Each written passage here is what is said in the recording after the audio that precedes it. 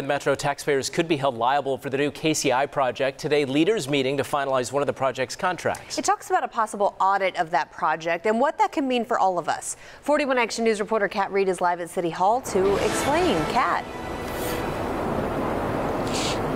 Yeah, so Mike Rhiannon, we just got an update on the community benefits agreement for the new terminal at KCI. That includes things like workforce training as well as charitable contributions. And the FAA has to approve it, but they found some issues that could open the new KCI to an audit. And if there are problems there, potential taxpayer dollar payouts. Huge penalties. That's how expert Robert Cohn describes the consequences of not following FAA policy. The D.C. attorney is working with the city on a community benefits agreement for the new terminal. Every dollar that is received by the airport has to be spent on the airport.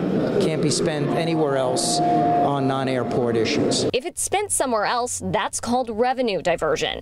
The FAA already said a Northland Fund and a donation to Love Thy Neighbor are no-goes. Cohn told Council there will likely be an FAA audit of the project down the road. If they find issues, any money diverted must be paid back. The FAA can also impose penalties triple the amount diverted.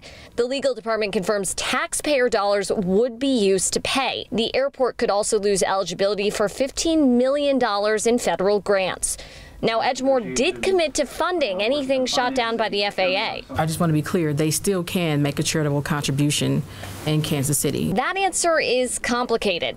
Cohn says it could violate FAA policy for any members of the KCI Edgemoor team to pay. We would prefer if Edgemoor was not involved in any of that transaction.